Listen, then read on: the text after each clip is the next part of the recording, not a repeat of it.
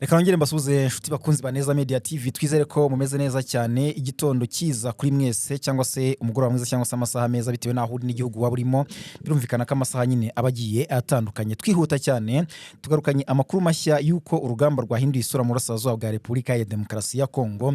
Murabize mu 23 iri kugenda ifata ibice, ariko kandi hakagira n'ibyo itakaza. Ubu rero hari bimaze guhinduka, abasirikare ba leta ya Kongo ndetse n'abambari babo cyangwa se bafatanya barimo wazarendo n'abarundi bamaze guhura n'ishyano cyane, aho mu bice birimo za Kinigi ndetse n'abita Kaniro n'ahandi hatandukanye M23 yongeye kuhisubiza mu buryo bukomeye cyangwa se n'imbaraga zidasanzwe. Bimeze bite cyangwa se bigenza bite? Ayo makuru tugiye kuyagarukaho turebe uko ibintu byifashe ndetse n'iyo ntambara, kuko hari n'amakuru yo kuva hafi ya Rubaya za Ngungu, amakuru yo kuva Gasaki akava Murambi, aho hose ni ibice byegereye igice cya Rubaya kigenzurwa na M23 gisanzwe kirimo amabuye y'agaciro yo mu bwoko bwa karuta menshi cyane, kuko hariya bivuga ko hiyariye 23% bya karuta icukurwa ku isi mu bihugu byose byo kuri iyi si yose. Rero urumva ko M23 isanga ifite ubutunzi bukomeye cyane hariya Rubaya. Rero igisirikare cya leta cyangwa se Kinshasa bakubita urutoki ku rundi bavuga ko bashaka kwisubiza Rubaya, ariko nabyo bikaba bikomeje kugenda binanirana. Rero iyi ntambara urabona ko ari iri kugenda yerekeza. Usibye ayo makuru kandi turaza kubabwira ko hari amakuru n'umuri aturuka mu gice cyo muri Kivu y'Amajyepfo za Mpwezero. M23 imaze kwakora ishyano cyangwa se imaze gukora ibitamenyerewe. Ni inkuru idasanzwe cyangwa se inkuru ibabaje cyane ku basirikare ba leta. Nabwo Mpwezero na kuva ejo nta buhumekero nta mahwemo igisirikare cya leta n'abarundi bari guhura bari kubona, kuko M23 iri kubaniga cyane. Hanyuma turaza kwihuta tubabwire andi makuru rwose avuga ko kugeza ubu Uganda nayo yamaze gufunga tayari imipaka ibahuza na Repubulika ya Demokarasi ya Kongo, nyuma yuko u Rwanda narwo ifunzwe, iyo muri Rusizi n'iyo muri Rubavu yose imaze gufungwa.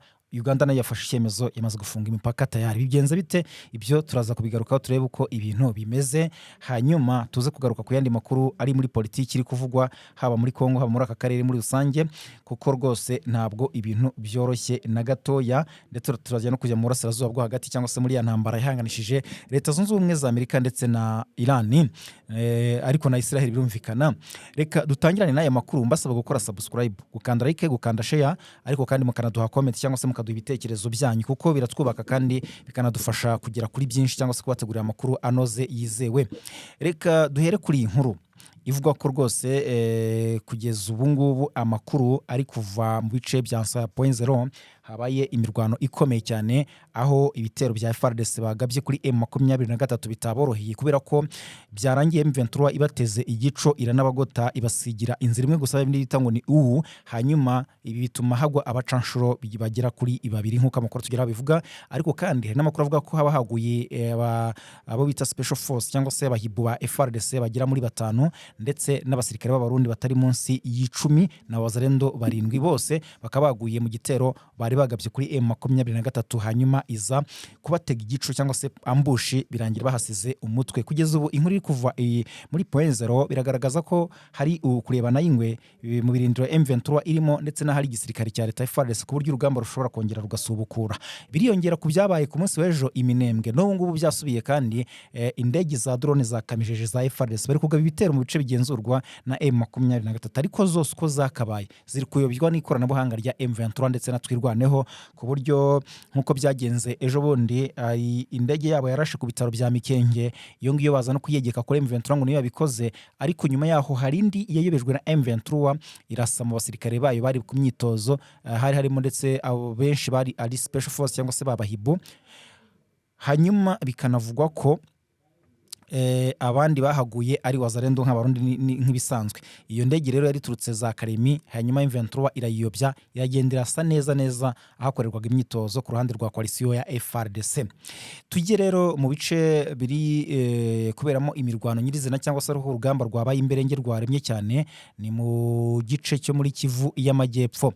Inkuru izindutse cyangwa se yazindutse atari nziza iri kuvugwa mu bice bya za Masisi, nuko kugeza ubu hari ibice M23 nayo yamaze kwisubiza. Muzi ko hari ibice imaze iminsi irekura, ndetse rwose imirwano ikaba iri kwerekeza hafi n'umujyi wa Rubaya cyangwa se mu gice cya Rubaya kigenzurwa na M23, ku buryo ubona ko imbaraga FARDC iri gushyiramo ari kugira ngo ibe yakisubiza kino gice cyangwa se yagifata, kuko kirayihangakishije cyane. Ntabwo wakumva uburyo M23 ifashe ifite Rubaya irimo kuruta ingana 23% yicukurwa ku isi yose, kumva ko leta ya Kinshasa rero ntabwo ishobora gutuza cyangwa se ntabwo Tshisekedi yaryama ngo asinzire. Bamaze iminsi rero bakora imirwano za Gatoyi, bagaba ibitero kuri M23, bagaba ibitero kuri M23 za Kinigi, za Kinyana, aho hose bari kuhayogoza, ndetse ubu ngubu M23 barisumbirije bagera za Ngungu.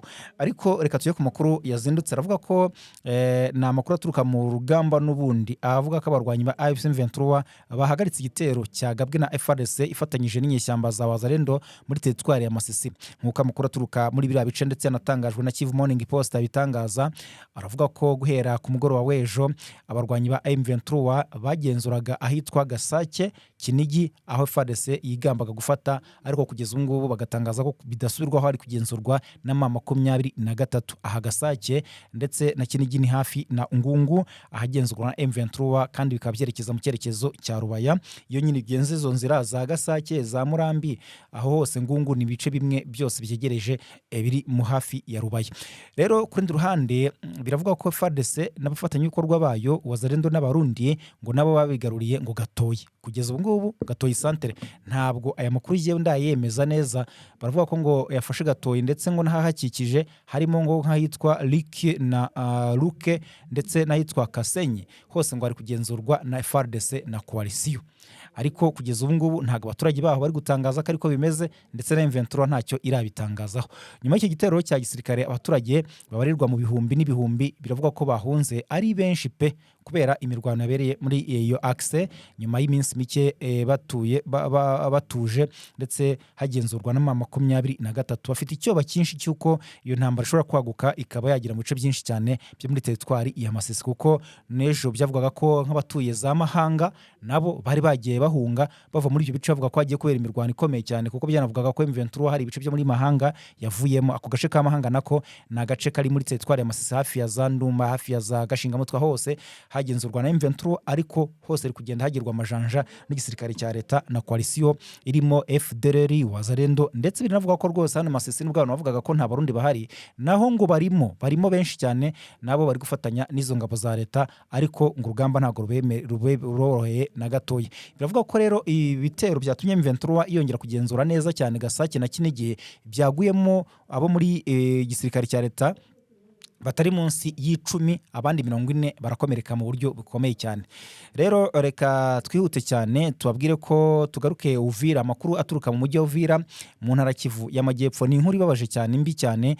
Aravuga ko rwose amakuru avuga ko mu ijoro ryakeye ryo rishyira ku itariki 22 z'ukwezi kwa gatanu 2026, ahangaha muri Uvira harasiwe umusirikare arapfa mu gace ka Kasenga. Birakekwa ko ngo yaba ari umwe mu banyamurenge bakorera mu gisirikare cya FARDC, dore ko abavuga ikinyarwanda muri FARDC by'umwihariko abatutsi batorohewe na gatoya, bicwa umusubirizo, bagafungirwa ahantu hatazwi, bagakubitwa, bakagirirwa nabi n'ibindi bitandukanye.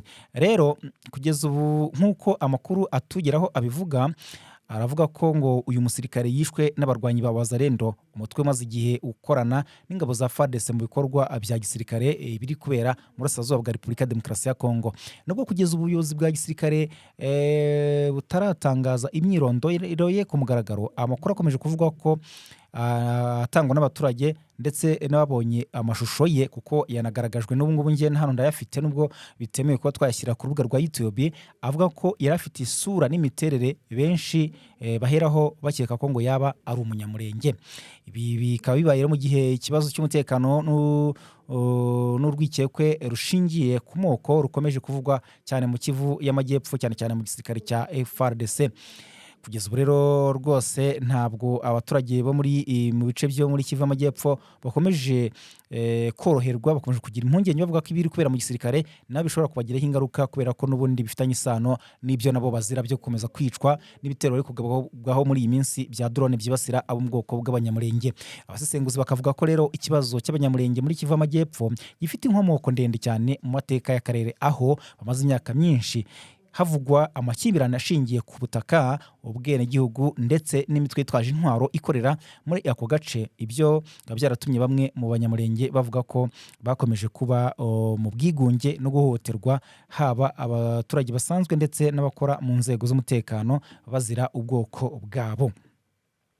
Hanyuma reka tujye mu yandi makuru avuga ko rwose kugeza ubu ngubu mu gihe Repubulika Demokarasi ya Kongo ikomeje guhangana n'ikibazo cy'umutekano muke, leta ya Angola yatangaje ko yamaze kugeza kuri Tshisekedi umwanzuro wayo ku bijyanye n'ibiganiro by'abanyekongo bigamije kwakira gushakira igihugu amahoro arambye n'umuti w'ibibazo bimaze imyaka myinshi bihungabanya ubuzima bw'abatuye mu burasirazuba bwa Kongo.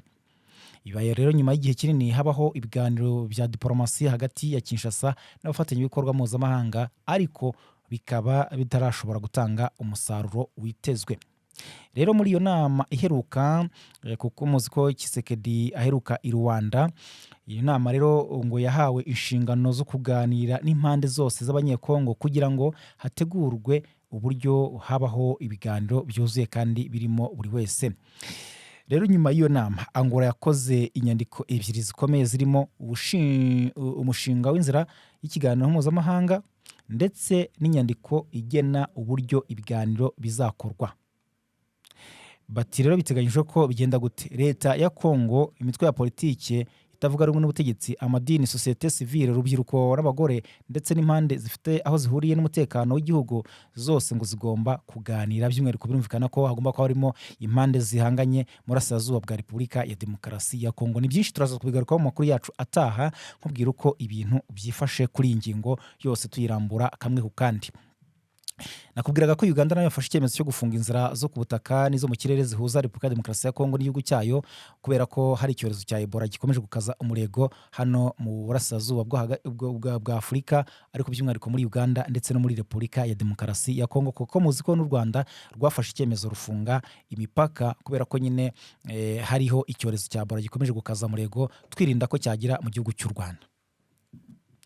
Reka rero nsoze amakuru mbabwira yuko umunyamabanga Leta Zunze Ubumwe za Amerika ushinzwe ububanyi n'amahanga Marco Rubio yabwiye abo mu muryango wo gutabarana wa OTAN ko Donald Trump yatengushywe cyane n'abanyamuryango bayo bamutereranye mu ntambara ya Iran, ndetse Washington ikaba itumva impamvu bene abo bakiri muri uyu muryango. Ati rwose yese numva impamvu bakirimo baranze kuntabara. Bitezwe ko rero kuri 22 z'ukwezi kwa 5 2026 aribwo Rubio agomba guhura n'abaminisitiri b'ububanyi n'amahanga bo mu bihugu bya OTAN ku nshuro ya mbere nyuma y'uko Trump anenze abawugize, ndetse Amerika igatangaza ko izakura ingabo zayo 5,000 ziri mu Burayi. Twitega iki? Ubwo turaza kubagezaho byavuye muri ibyo biganiro bya Marco Rubio n'abagize uyu muryango. Mukomeze kugira ibihe byiza mukurikiye Neza Media TV.